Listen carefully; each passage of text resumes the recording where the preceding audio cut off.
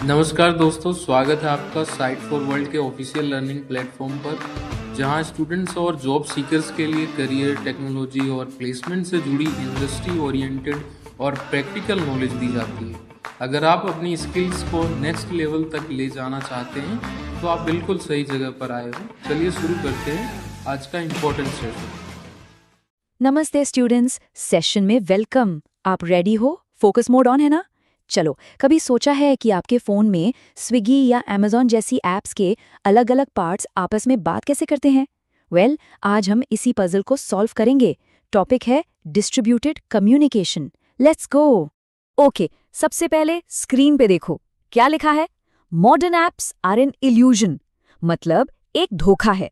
Shocking लगा, पर ये बिल्कुल सच है।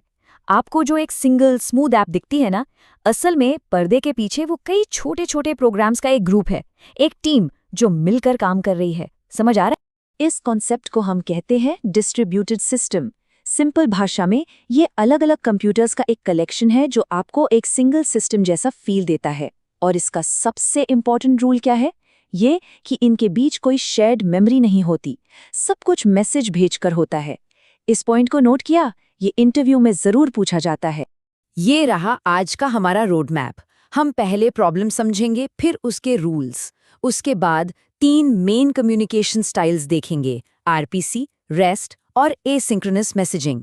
और लास्ट में ये सब मॉडर्न ऐप्स में कैसे यूज होता है। रेडी हो नेक्स्ट स्टेप के लिए? चलो, प्रॉब्लम को एक सिंपल एग्जाम्पल से समझते हैं। इमेजिन करो कि आप एक टीम प्रोजेक्ट पे काम कर रहे हो, लेकिन आपके सारे टीम मेंबर्स अलग अलग शहरों में हैं।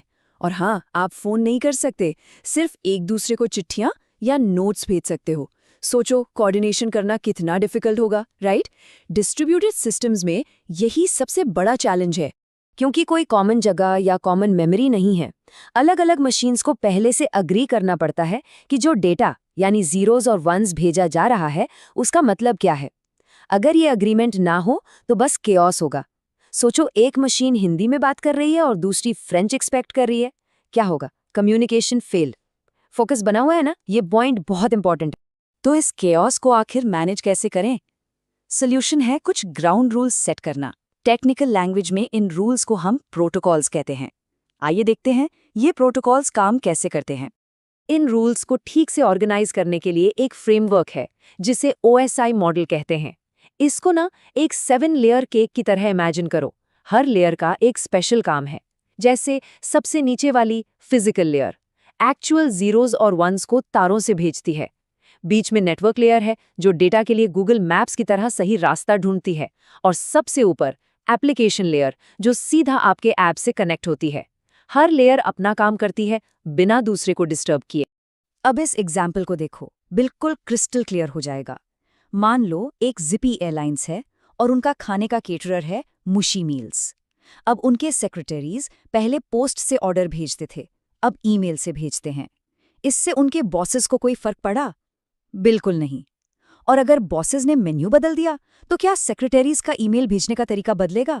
नहीं। तो इस एग्जाम्पल से क्या सीखा? यही कि हर लेयर इंडिपेंडेंट है।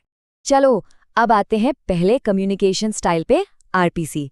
इसको ऐसे समझो जैसे आप किसी को सीधा फोन कॉल करके कोई कमांड दे रहे हो, बिल्कुल direct and to the point. RPC का फुल फॉर्म है रिमोट प्रोसीजर कॉल।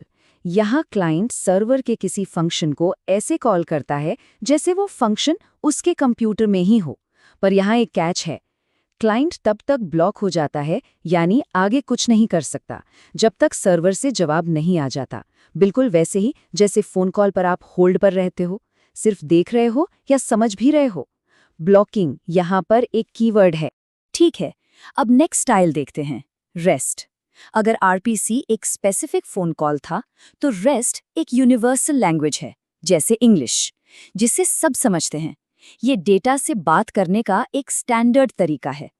रेस्ट का फुल फॉर्म है रिप्रेजेंटेशनल स्टेट ट्रांसफर। यह फोकस एक्शंस या फंक्शंस पर नहीं बल्कि रिसोर्सेज पर होता है। अब ये रिसोर्स क्या है? कुछ भी हो सकता है, एक यूजर की प्रोफाइल, एक प्रोडक्ट या इंस्टाग्राम की फोटो।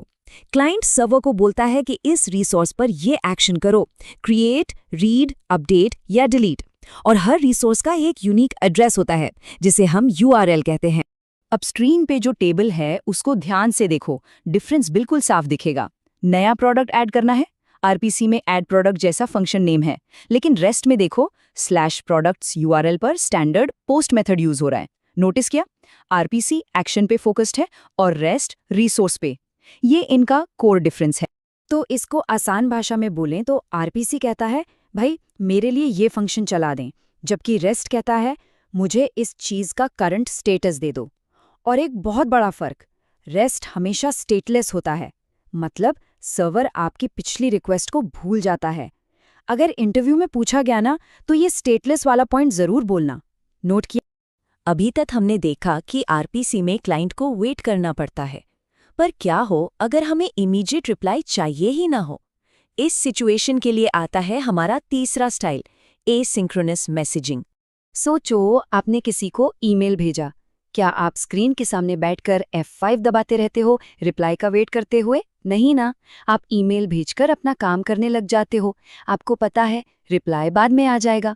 एग्जैक्टली, यही है एसिंक्रोनस कम्युनिकेशन। ये करने के लिए हम यूज करते हैं मैसेज ओरिएंटेड मिडलवेयर या MOM। इसमें एप्लीकेशंस एक दूसरे से एक क्यू या लाइन में मैसेज डालकर बात करती हैं। इसे एक कॉमन मेल बॉक्स समझो। मैसेज भेजने वाला यानी प्रोड्यूसर और मैसेज पढ़ने वाला यानी कंज्यूमर एक दूसरे को जानते भी नहीं और उन्हें एक ही टाइम पर ऑनलाइन रहने की भी जरूरत नहीं। इसका फ्लो बहुत ही सिंपल है।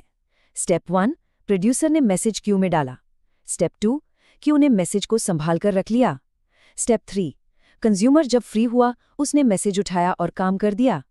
इससे सिस्टम रिलायबल बनता है, क्योंकि अगर कंज्यूमर थोड़ी देर के लिए डाउन भी हो, मैसेज सेफ रहता है। सिंपल है ना?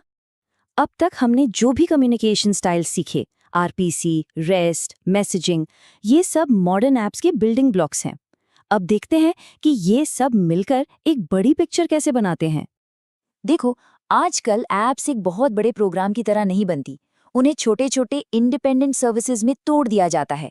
इन्हें हम कहते हैं माइक्रो सर्विसेज। हर माइक्रो सर्विस का एक ही काम होता है।